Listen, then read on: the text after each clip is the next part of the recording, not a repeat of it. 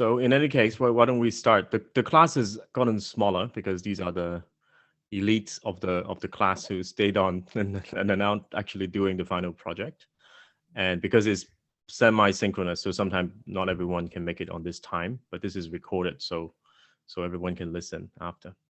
So Ganesh is again from the Harmony core team, like Boris. These are some of my favorite people from the team.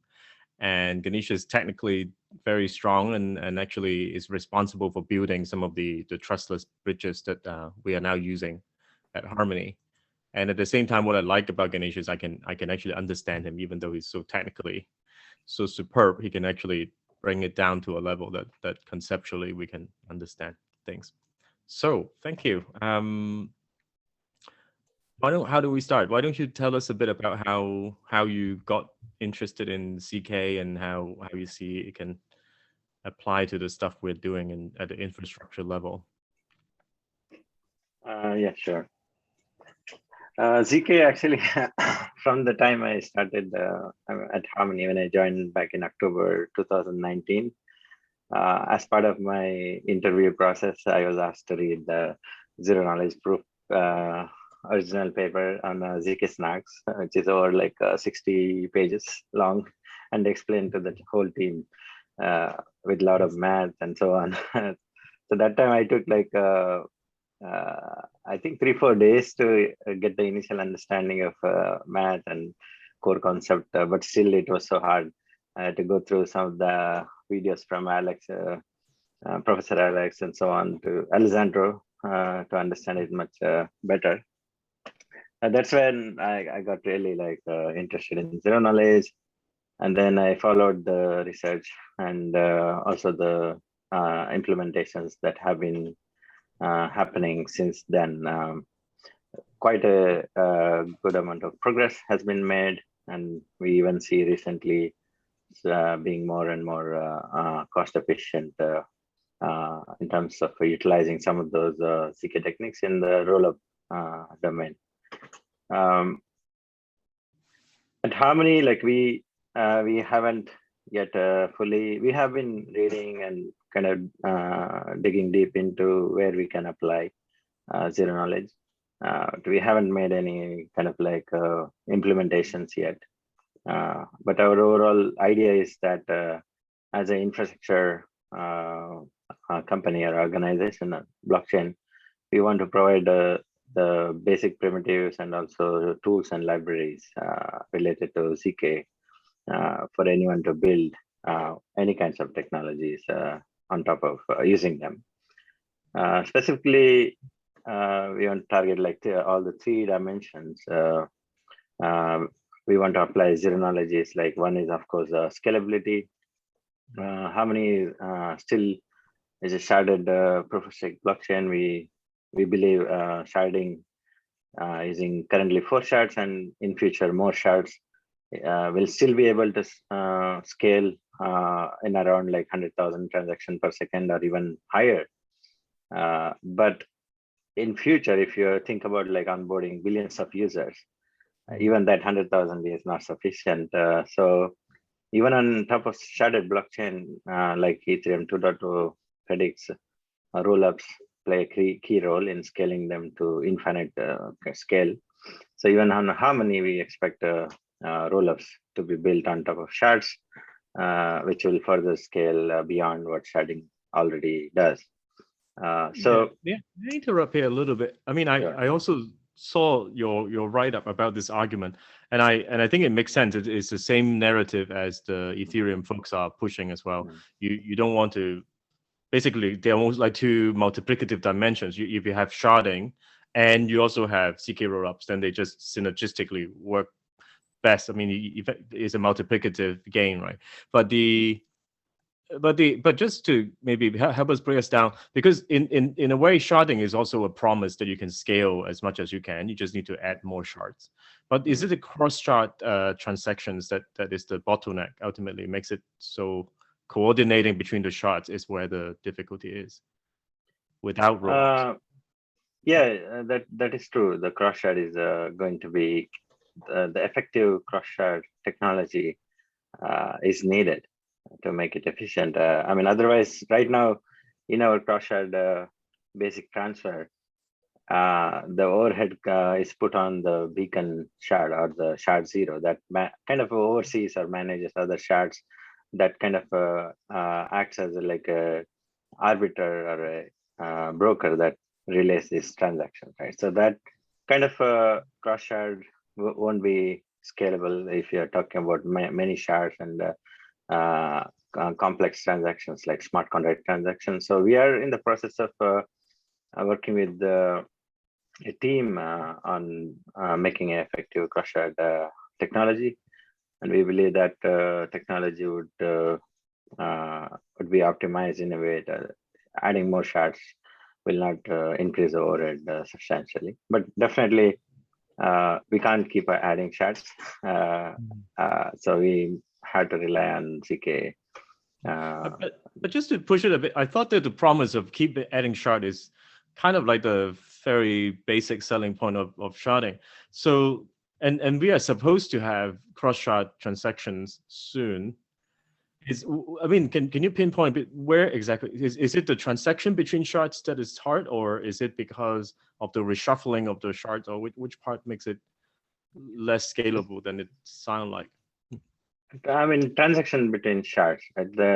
Basically knowing the, I mean, if you do a smart contract transaction that goes across shards, it's generally kind of split into two parts where you perform the source side transaction, and then some kind of receipt is made available on the destination side. So the destination side, you can complete the other half of the transaction, right?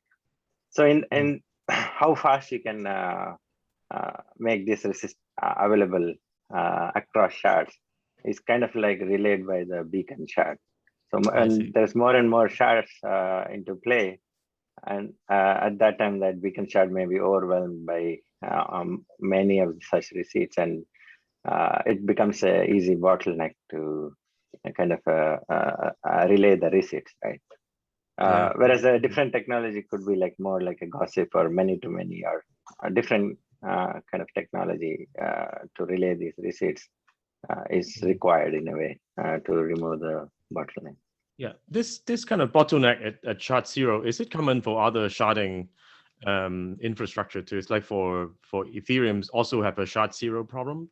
Then I thought that when I first got sold into the sharding idea was the shards are completely like a horizontal scaling solution. You just add more, but it sounds like that there is a hierarchy. There's shard zero. The beacon is the master of it. Is there other sharding architectures that might not have this issue? Yeah, initially, like when you say you can keep on adding more shards to scale, that idea comes from the fact that you can support applications that can independently run on these shards. Like I add more shards, I can support more application on those. Keep on supporting more application, but that doesn't take into account the cross shard requirements of these applications, right? So that's where like the mismatch or understanding of like you can keep on adding more shards to scale infinitely, but it doesn't take into account the cross shard aspect much. And these days, most applications require like cross communication between apps, and you cannot expect to have these apps independently run on the shards that they're deployed on. So they will need some part of communication.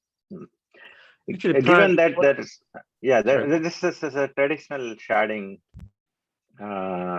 technology that we follow, but there are variations like near follows. It's more like a different sharding technology where like it's blocks are split into chunks and then spread across shards, and then there's like a block producer that is kind of like I mean, there's a sharding technology is slightly different where state is spread across different shards. That has a different challenges, of course, but it kind of slightly has to deal with slightly different cross shard communication overhead than what we have, which is a traditional sharding technique. Yeah. That makes a lot of sense. Actually, for other students who want to post questions, feel free to post them in the chat. So I saw Pran has just asked about, has what we just talked about, does it relate to the issue of state bloating? I know that we're gonna get into that later on, but when it comes to cross shard, so if the states are not so bloated, would it help as well? Yeah, definitely. Like the state bloating, currently we already see the issue in shard zero. We are closing, I mean, nearing like 1 TB size already. And other shards, I think around close to 300 GB. This is two issues with the state bloating, right? Not one is a decentralization issue where validators now are not able to join or run their nodes because of this state bloat, and the machine requirement is higher.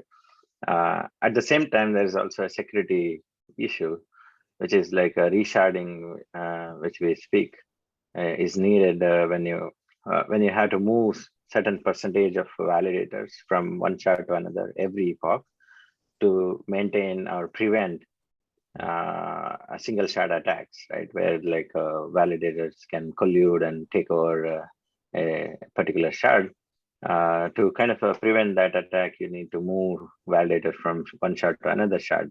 In that case, how fast they can sync to the destination shard state is kind of like complicated by the state bloat issue. Like if you can, right now, our consensus is straightforward, where you like we don't segregate consensus, execution, data availability, and all that. Everything is like every shard duplicates all three stuffs: execution, consensus, and data availability. So the state only way for a validator that is getting resharded to a different shard to participate in consensus is to like download the state, run the transactions, execute the transaction, and be ready to like kind of support the validation of the upcoming transaction. So the state bloat can really make it hard for the resharding technology to efficiently move the validators from one shard to another shard. That is can severely affect the security of a sharding technology. And then obviously the final one is impact on the application speed, ability to kind of like execute transactions and so on, also impacted. All the three: decentralization, security, and the execution. Yeah, I didn't think of the resharding issue that can be a security issue as well, of course. So so I thought naively, oh, if you randomly reshard using a VDF now and then, that would be fine. But if the states are so big, that means that we can't reshard. If we can't reshard, then they had to learn the properties and the network within the shard, and they can, if the whole shard colludes, then that would be a problem. So Tan, want to ask a question? Yeah, I Ganesh. So I have like couple of other questions. So other question that I have is regarding, so in your article, it's written that it's kind of difficult to generate proof on the browser side, and Aztec has kind of had a breakthrough in that area, but I'm not sure what do you mean by that, because so the libraries that we are using also allow us to use generate proof on the browser side. So I'm not sure, like, is it some kind of bottleneck at the moment, or because we all are using Circom library and other libraries, Snark.js, to generate proof on the browser side. So is it not scalable, or is it like, do we need more research in those areas to generate proof on browser side, or is it just like a prototype phase at the moment? I think the argument there was like, if you do it on the browser side, it's hard to maintain the privacy throughout. Like you kind of expose some information if you have to not do it locally. So the how Aztec does is like they let the users to kind of generate the proof and then validate when they try to bring it remotely, right? So that's where the difference is. It's not about like the scalability issue, more like privacy. Like, when you talk about like end-to-end privacy, you cannot have some of the steps that may leak the information, right? So that kind of like a Aztec's Dex kind of highlights this as one of the advantages of the solution that they provide has. Yeah, specific to implementation, I'm not sure exactly. I haven't dig deep into the how they are able to do that, but all right. So back to the thank you. So back to the issue of scaling. So the first area of scaling. That sounds like that. This is also one of the area that is probably most developed in the whole space right now, right? All the ZK rollups are hitting that all the headlines. So presumably that part is not that challenging in the sense that we just need to incorporate those techniques into our Harmony infrastructure. Does it sound about right? Was there some unique you need to put in for our design? There's still challenges, right? Like the currently we see ZK Sync. I think is has the like most up to date application of zero knowledge for rollups. Although there are like other things like Polygon is coming up with the rollup based on ZK. There are still some challenges, right? Like the cost optimization. These ZK rollups, also the time, like still it requires 10 minutes to up 30 minutes to validate the block proof that are sent from rollup to the main chain. And also the size of these blocks, they can accommodate like around 500 to 1000 transactions. That severely limits TPS. So if you want to accommodate more, let's say 10,000, 50,000 transactions per TPS, then what would be the size of the block that they had to submit?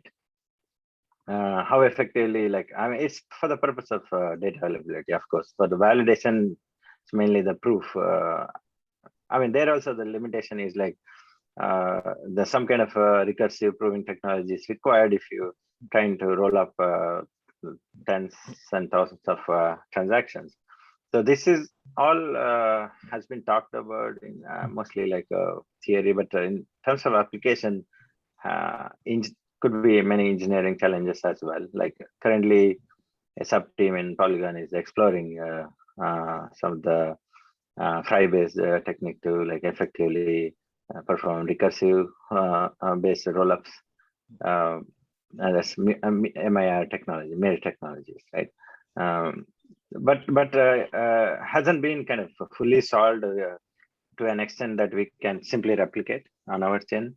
I would say there is still about 6 months, 1 year, or even more work required to make it really like optimized for general application, for that matter.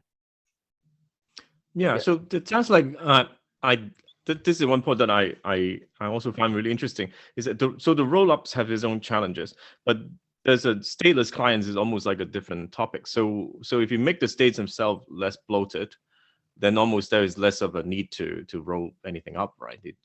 There's nothing you need to compress anymore. So is it fair to say if you can really solve the stateless clients issues, that would also make the other issues easier? I mean, although they're like kind of related problems, but more, I would like to think they're more like orthogonal, where like stateless client helping with the effective consensus in a way, also validation for light clients to perform without relying on some kind of like a full node to validate. Whereas a rollup scalability is still irrespective of how stateless you are, you still need a way to execute faster, right? In that sense, although there is some dependency, but there's still orthogonal in a way. You still have to solve two different problems. Any questions about stateless clients? I know that in the class we talk a little bit about. So Tosin has a question about any of the plan to implement a ZK-EVM on Harmony. I think the answer is yes, but how fast are we gonna do that? That we'd like to hear more from you, Ganesh. First, we'd like to see if we can support a set of precompiles and primitives with the existing EVM to enable some of the ZK-based MEPs, and then identify like a subset of additional VM, bytecodes that are required, and proceed towards like a ZK-EVM kind of work. But yeah, parallelly, we would start on the ZK-EVM, but our initial steps would be still to like work with the existing EVM and see if we can add some set of precompiles that could be sufficient for certain ZK applications, like for example, interoperability, where ZK-like client kind of application where you just need to validate proofs, and you just have to have like a BLS signature verification or some kind of like signature verifications precompiles existing on your chain to perform validation.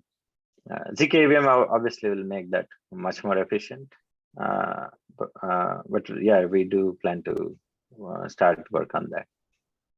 Mm-hmm. And Pran wants to ask about Mina as well. I actually haven't studied myself, but Ganesh, what do you think about Mina's way of managing state? Do they also use a ZK for state management? State management, I don't think they use, from my knowledge. It's mostly for their like consensus, right? Like they rely on the recursive ZK to speed up things. I think they're still they kind of offload the state problem into like you still need to have full nodes that maintain the state, which on request can be made available, but you don't need them for the for the consensus part. But yeah, I didn't dig very deep into the state management part of Mina protocol. Mm-hmm. So, okay, that sounds like we cover most of the stuff we want to talk about for scalability, which is for improving the Harmony system itself. And then, of course, in terms of improving the scalability and efficiency. But then, of course, ZK, the very promise is that we should make things more private as well.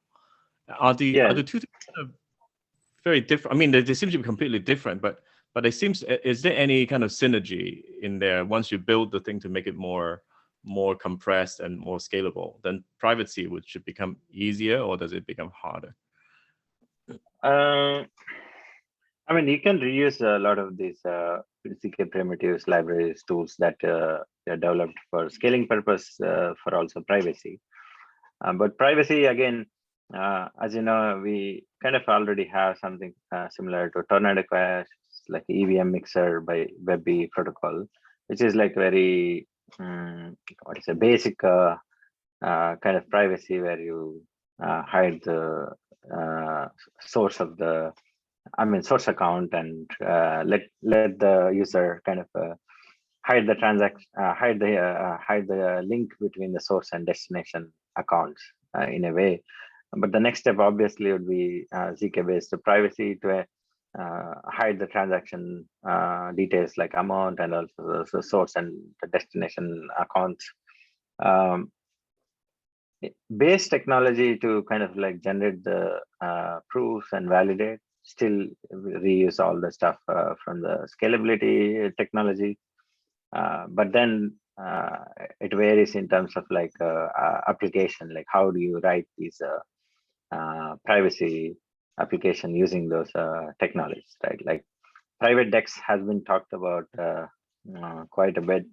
But if you think about like future application of the privacy, it becomes like how easy it is for developers to write such applications. So current low-level languages doesn't really help them write these applications effectively. So there needs to be some kind of language level innovation also to help writing better private applications. Some kind of DSL sitting on top of the ZK circum languages to help. It's kind of like specialized to write DApps that utilize some part of privacy. Yeah, there's a to summarize, basically, our idea is also same: build the technology, libraries, primitives to address all three different aspects where we want to apply ZK: scalability, privacy, and also interoperability. That is the next one. In not necessarily in the same order, probably it's in the opposite order, where we want to apply zero knowledge to interoperability at first, which for us seems to be more straightforward, and then to privacy, and then to finally scalability. Yeah, I kind of see interoperability almost like we need to scale ourselves for Harmony, but we need to also scale the whole ecosystem, right? So there are other chains that would always remain more bloated and more congested, but they might be more secure in a way. And if there exist bridges that they can just bridge over to Harmony and run their computations, and then we can send the assets back, that would be very good for the whole ecosystem. And that's what kind of Harmony, what we are good at. But currently we already have Trustless bridges, and I think I asked you this question before, Ganesh. It seems that those bridges comes with varying degree of trustlessness, right? Everybody claims their bridges are trusted, including Wormhole, and sometimes, and yesterday they got hacked too. And so how can you help us to think about how to think about the different bridges a little bit? Yeah, I mean, starting with like a use case, we can think deeper. And the most popular and very common use case being token transfer. I want to move my ERC20 token from Ethereum to Harmony and take it back. So this token bridging or token transfer is a common use case. In this case, you can see there are two chains involved, and there's one of the bridge design is that there will be an intermediate set of validators sitting in between the two chains who observe the events that happen on those two chains and relay the transactions in a way. For example, in the token transfer case, a user has to kind of lock their token on Ethereum side. That generates an event which is observed by this intermediate set of validators who confirm that yes, this user has locked his token on Ethereum side. So let's go ahead and mint on the Harmony side the equivalent amount of tokens. So one of this bridging technology is basically this intermediate set of validators kind of form off-chain or on-chain multisig, where they confirm the cross-chain events and let user mint equivalent amount of token for a user on the destination. You can obviously see that there is an additional security assumption here. Apart from the security of the two chains, you also have to address the security of these set of validators and how they manage the keys, how they sign, whether they sign off-chain, whether they sign on-chain, how many of these validators exist, and how distributed they are. All this comes into picture. That many of the bridges are based on this architecture, where there is an intermediate set of validators facilitating the cross-chain transfers. Wormhole also has this intermediate set of validators. Last time I checked, around 20 odd validators exist. They optimize the cost by kind of doing this multi-sig off-chain and then submit the final signature on-chain. In our case, we also started with the Horizon being a multi-sig bridge, where we, instead of doing off-chain multi-sig, we do on-chain multi-sig. We force the validator to sign, confirm the events on-chain so that everything is more secure there, but we pay the cost for doing that additional security. The transaction cost is higher. Whereas there is also some technologies where Avalanche used a set of validators. I think there are 7 to 10 validators, but they perform some kind of like secured multi-sig using secured devices like Intel SGX and so on. There are different variations of the same architecture where there's an intermediate set of validators that facilitate cross-chain transaction for bridging, etc. That is one architecture. Second is mostly most secured. In a way, when I talk about secured, it's mostly like trustless, right? You mentioned trustless, trust minimized. It's kind of similar concept where do you have to, basic definition being like, do you have to trust additional entities apart from the two chains that are interacting? So you want to minimize that to almost zero. And one of the architecture that does is basically on-chain light client header validation based architecture where you relay the headers of chains across the other chain. Basically, you relay Harmony headers to Ethereum, and then you relay Ethereum headers to Harmony.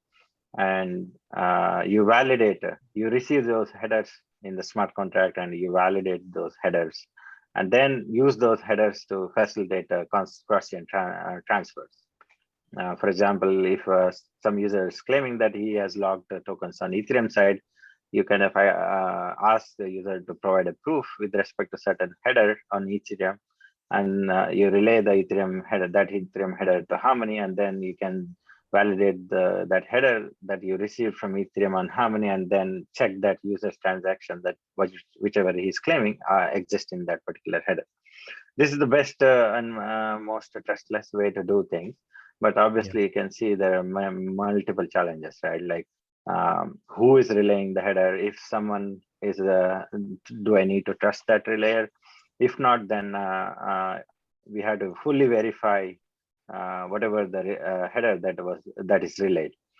So in this case, that's a challenge. And the second one is like you see current blockchains like proof of stake produce headers really fast, like 1 second, 2 seconds.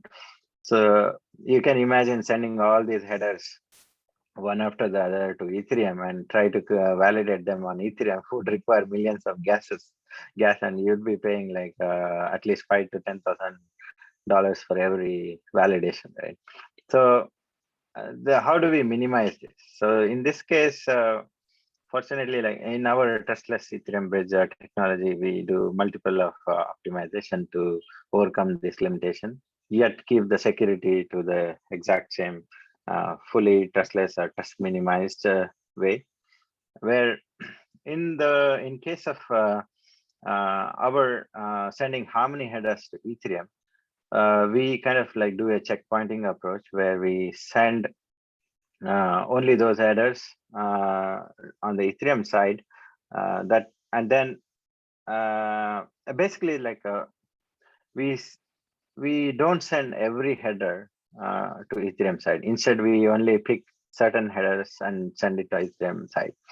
And how do we validate any transactions that happen on previous headers that you haven't sent to Ethereum is using technologies like MMR, Merkle Mountain Ranges, where instead of sequentially validating every header that exists in an epoch, you kind of like validate in a more like logarithmic manner.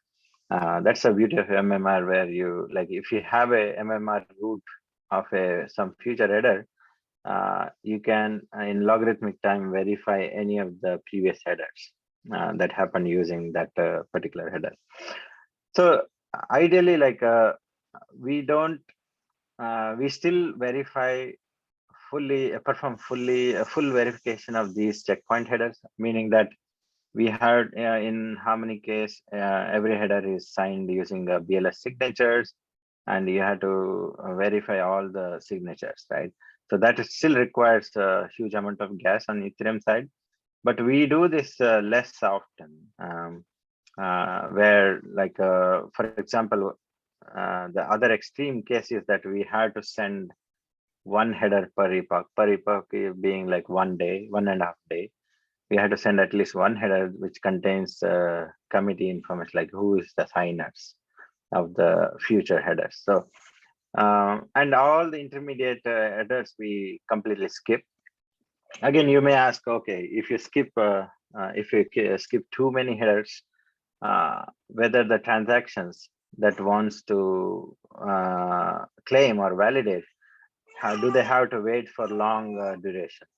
So this is kind of like addressed by the market, where like if you have more traffic, like more users that wants to perform the cross-chain transactions, there will be higher the demand. You can send the headers more often and kind of share the cost that you have to bear for this validating the header.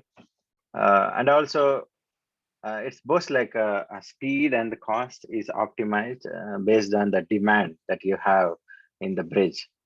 So the architecture is quite like fascinating in that way, that more demand means lesser cost, faster cross-chain transactions without sacrificing any security.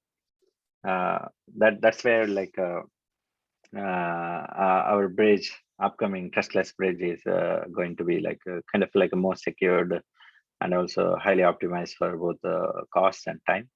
The similar approach exists in other bridges like Near, where there is a slight variation in that they kind of instead of validating the header, they rely on an optimistic approach, where they accept the header, validate the rest of the stuff, but don't check the signature. But wait for like I think 4 hours or so for someone to object if the accepted header is invalid.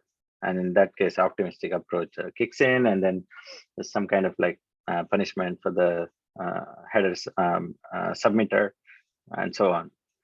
It's a slight variations to basically optimize the cost and time. But that header-based bridging technology is the most secure, trustless approach. And there are other variations, like I mentioned. Near has some variations. Cello's optics bridge had some other variations as well. But yeah, one thing to remember also that Harmony would like to extend the same approach to every other layer 1 and layer 2 that it plans to connect by end of this year and in future. So we want to replicate the same approach to all the chains that we connect, so that we keep it like synergic and also in a way like on-chain light client based trustless approach. That would be great. That's great news for the students. They are all looking for work to do. That sounds like also it sounds like it's not something that is so much at the deep engineering level. They don't need to innovate an entire new solution, but bring that already approach and try to all the other bridges, that all the other chains. That sounds great for my student. They will have a lot of things to do. On that note, actually, Samar has a question I think is very relevant here. Like, is there some approach that doesn't really even care about all the headers, but even compress the headers? So they just like send some of the headers and compute a Merkle tree that computes the root of all the headers, and then just send only the root in terms of bridging. So instead of just not even carrying the data, just have the header, but further compress the headers. Does it make sense? Yeah. I mean, multiple variations. Like MMR is one variation which kind of compresses. It computes an header of all the headers, right? As and when you keep on creating the headers, you basically combine them and produce one more root. And then you hit the next header, you combine it and produce one more root, and keep on like creating a tree of headers. And then finally, if you have the topmost root, then you can navigate to any of the children in the tree and find the header that you're looking for in a logarithmic time. That's like a compression, right? The other variation is the fly client approach, where you randomly ask for a set of headers, a probabilistic approach, and then validate those headers. So in that case, you don't necessarily have to like you still need to have some kind of MMR root, but instead of having to validate every header, you can probabilistically validate a bunch of set of headers. And there could be other compression techniques as well. But yeah, definitely this technology is going to kind of like help a lot. Also, when we try to apply like ZK proof on top of this. You can imagine how to represent this MMR proofs in the form of ZK, and how do we validate. That's also an interesting topic to work on. So yeah, that falls right into the ZK application of interoperability, right? Currently, you see what happens in our bridging technology is that on the destination side, there's a smart contract that is like an on-chain light client receiving the header of the other chain and kind of maintaining this history, right? Like, yeah, I know about this header, and I know all the headers in the past until the genesis. So if this light client falls out of sync, then you kind of like have to wait for that light client to quickly come on sync, and then only you can facilitate cross-chain transfers or bridging. So this part is where like ZK is readily applicable in a way that a ZK proof can help this light client sync from a way back in like, let's say, thousands of blocks instantaneously. If you had to do this one by one, you can imagine how much cost it incurs, even if you're sending one header per epoch. So many header validation you have to do, and it is slow. Can you like sync from, let's say, a light client is at currently header 1000, can you sync to 10,000 just by validating one or like subset of proofs?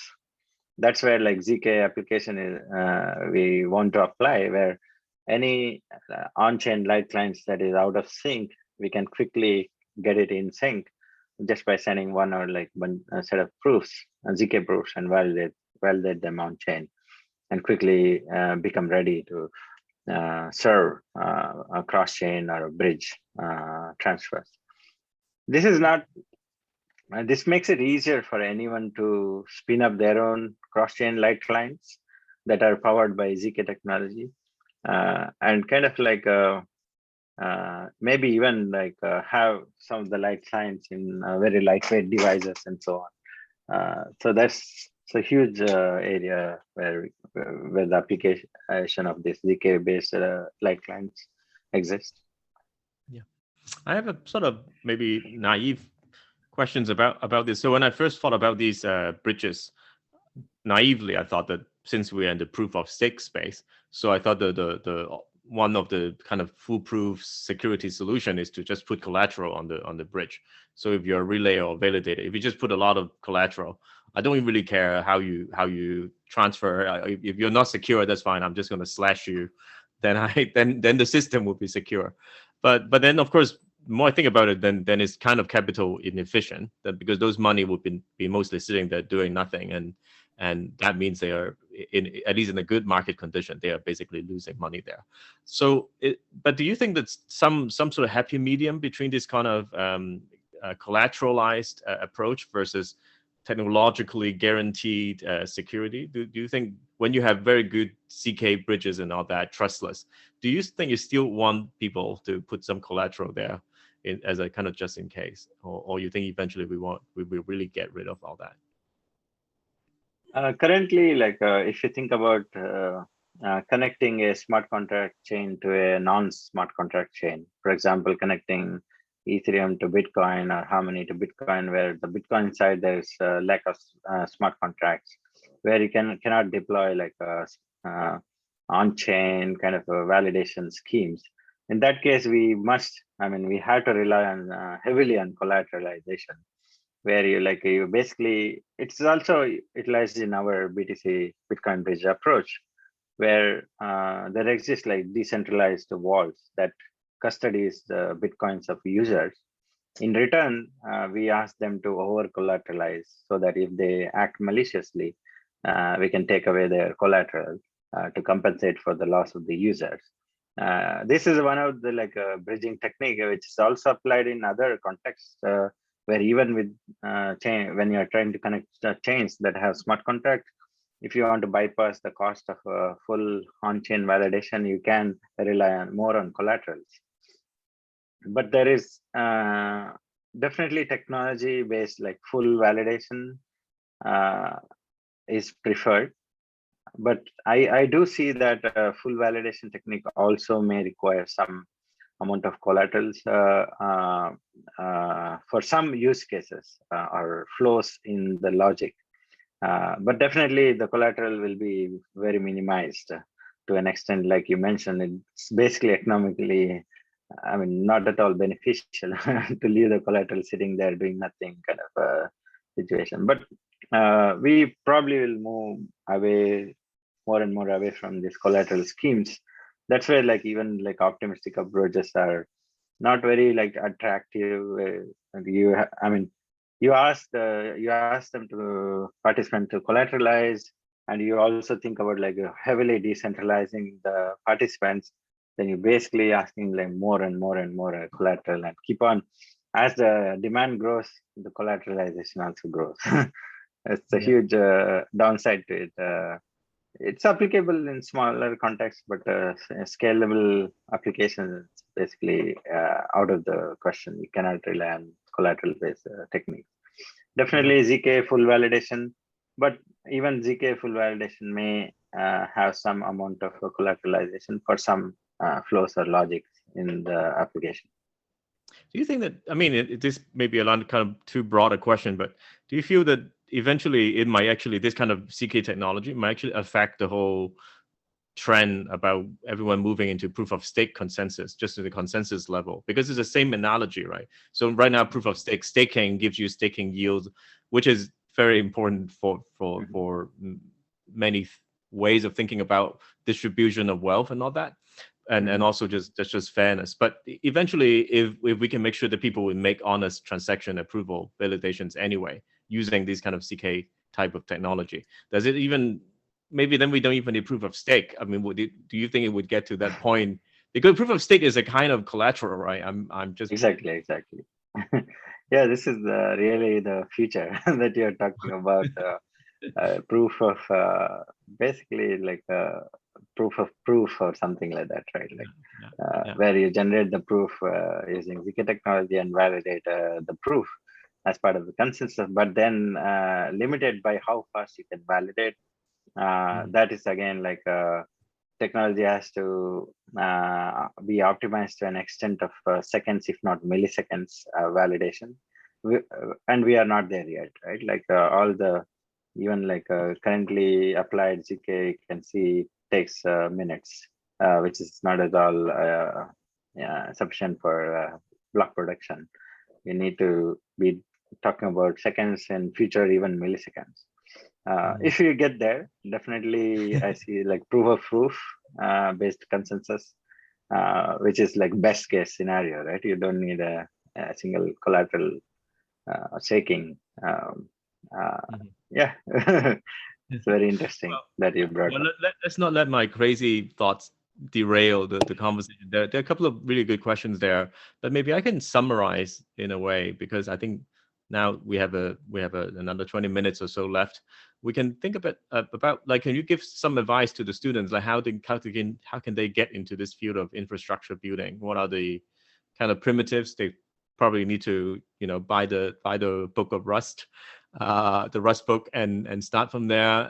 And how do they basically, what would be a kind of bite-sized project that they can start with that can make themselves useful and align to the, maybe if for Harmony, how to get aligned to the priorities of Harmony's too. Yeah, I mean, there is one side of like understanding ZK in terms of like hands-on experiencing some of the writing the code and executing some of the applications, but that alone won't make you kind of demanding in terms of how do you apply those learnings and ZK into the blockchain infrastructures, right?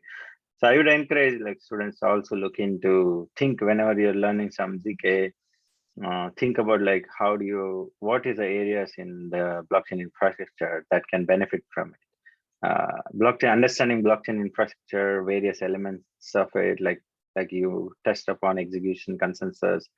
I mean, even the data availability, scaling, privacy, and individual elements in all of those domains. What are the key infrastructure there? All these parts are gaining enough knowledge to an extent that as and when you learn the ZK, you also see, oh yeah, I can apply it here. and how do I like make it into a small MVP that I can demonstrate. So parallelly gaining knowledge of the blockchain infrastructure and digging very deep into like smaller components and seeing how do I apply the ZK there. When you learn ZK itself can really like make you 10x faster in terms of like having some success. Otherwise, it's mostly learning about like toy application that later thinking about like, oh, how do I apply? Then it's mostly like a double kind of amount of effort you have to do. So that's one suggestion I'd like to say. If you think about like blockchain ZK career, right from the beginning when you learn ZK, think also about blockchain infrastructure, key elements, identify places where you can apply, how, and I think deeper on those. In terms of like being practical, would it be fair to say getting into understanding building bridges would be easier than thinking about the more core scalability like stateless client? Because those you really can't be like a small project, right? If you really want to build a stateless client for the chain, presumably you need to integrate very well with how everything works. Whereas building a bridge, would you think of it as a more like a bite-sized project? Definitely, like the validation part, whole bridge is probably not a bite-sized project.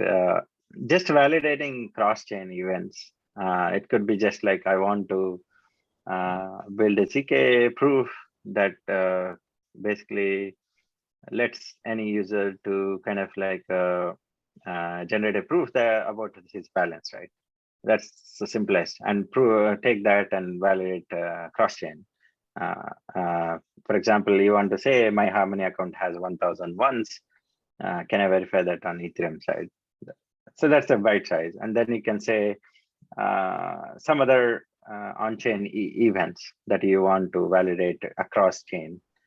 I talk about across chain because it gives an additional opportunity to kind of like see the cost factor and time factor involved in kind of validating the proof.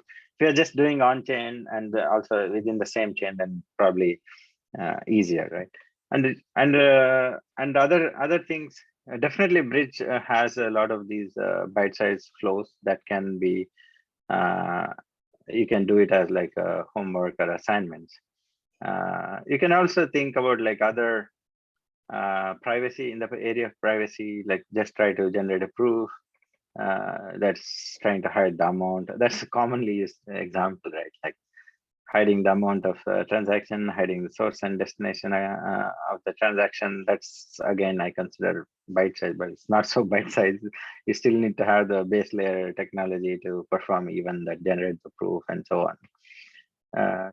Yeah, all this like within this, I wouldn't touch like rollups or scalability because it involves a lot of non-ZK related stuff, which basically also you have to dwell into how the rollup blocks are state validation logic is, and then replicate that in ZK proof, right?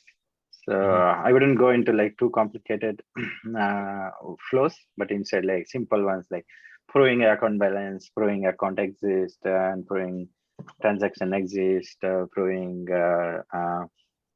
certain storage has a value in the blockchain. Those are very bite-sized things which you can easily generate proof and validate in the same chain, across chain, and so on.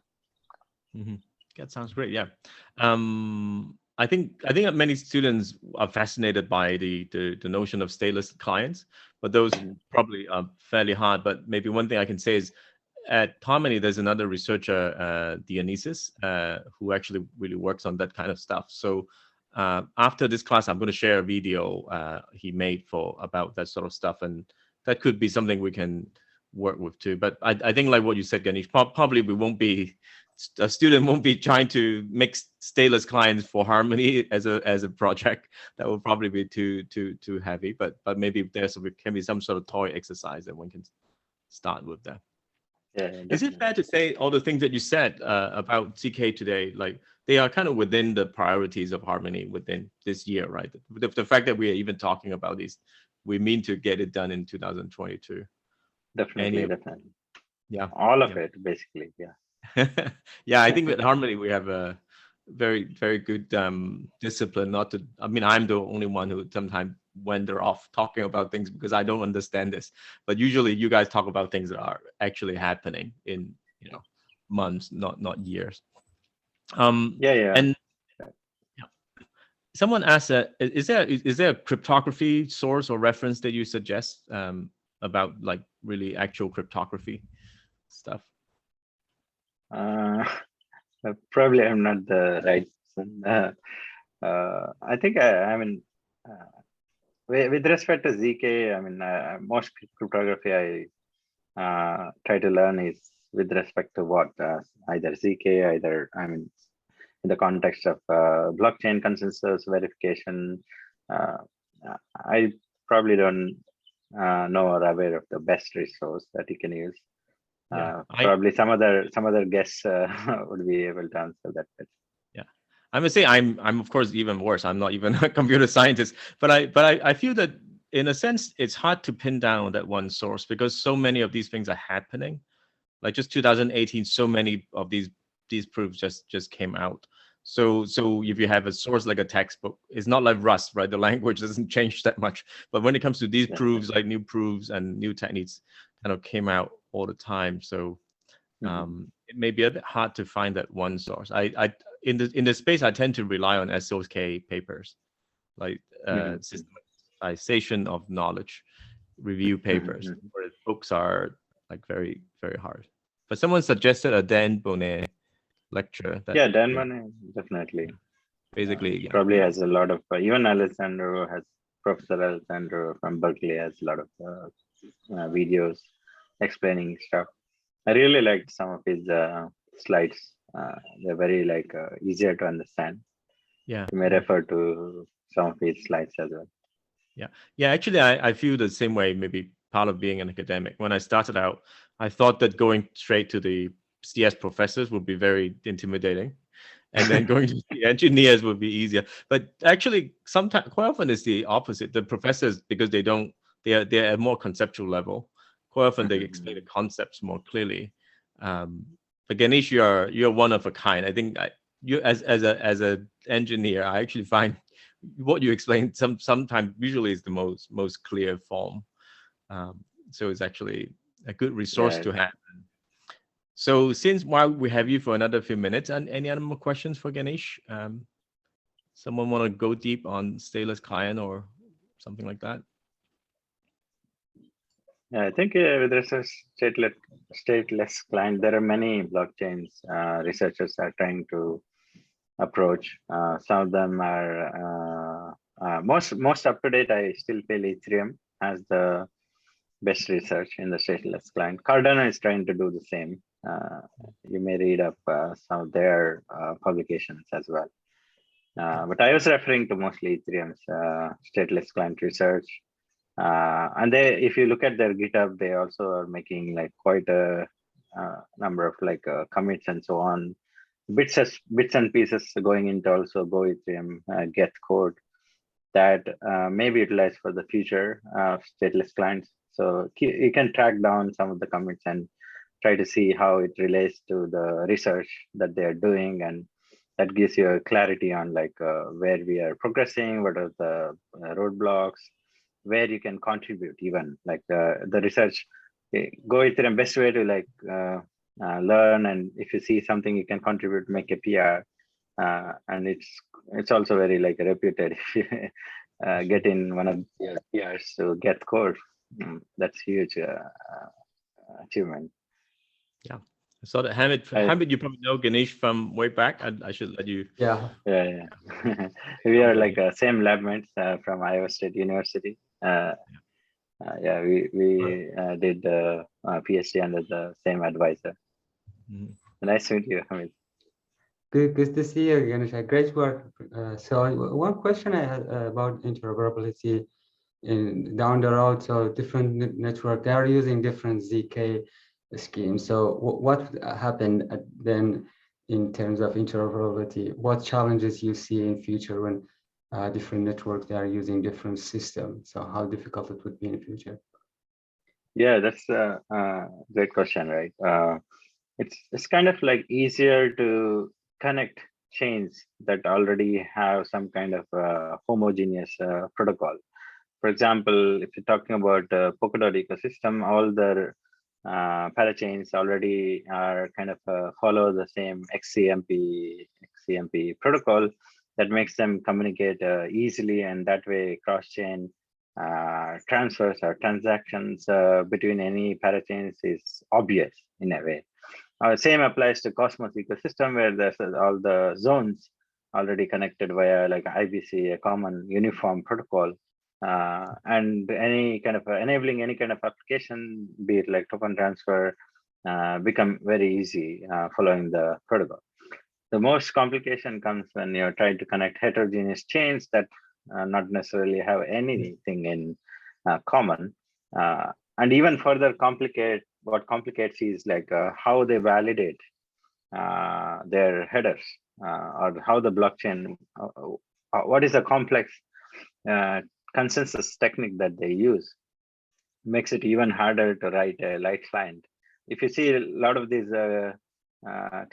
chains don't even have the light client, like a specification exists.